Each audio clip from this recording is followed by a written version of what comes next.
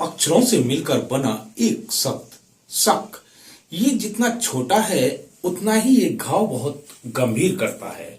जी हाँ, शक शक शब्द को लेकर आज मैं एक बात कर रहा हूँ, इसका मैं प्रमाण भी दे रहा हूँ। साथियों नमस्कार, मैं आपका दोस्त अनिल सैनी आपको बताता हूँ कि दो अक्षरों से मिलकर बना एक छोटा सा शब्द शक कितना महत्वपूर्ण और कितने गंभीर घाव देते हैं कि इसमें पूरा परिवार ही तबाह हो जाता है। इसका प्रत्यक्ष प्रमाण अभी 3 दिन पूर्व ही यूपी की राजधानी लखनऊ में देखने को मिला, जहां पर एक युवक ने अपनी पत्नी और उसके 2 बच्चों की निर्मम हत्या कर दी।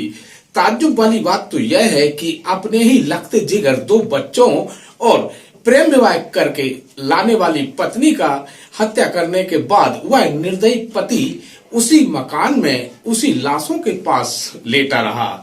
ये कोई फिल्मी कहानी नहीं है, यह बिल्कुल सत्य है। ये हुआ है यूपी की राजधानी लखनऊ के बिजनौर थाना क्षेत्र में, जहां पर एक किराए के मकान में रहने वाले युवक ने अपनी पत्नी और एक बेटा व बेटी की इस कारण हत्या कर दी कि उस युवक को यह शक था कि उसकी पत्नी किसी से बात करती है। और घटना वाले दिन भी बताया जा रहा है कि उसकी पत्नी किसी से बात कर रही थी और इसी दौरान वह आ गया और उसने आवेश में आकर अपनी पत्नी की गला दबाकर हत्या कर दी। वह पति कितना निर्दयी था, इसका अंदाजा इसी बात से लगाया जा सकता है कि उसने अपने ही 2 लगते जिगर यानी एक बेटा व एक बेटी की भी निर्मम हत्या कर दी। इतना ही नहीं, वह कम से कम 3 दिन तक उसी लाशों के साथ में सोता रहा, वहीं खाता रहा, वहीं पीता रहा।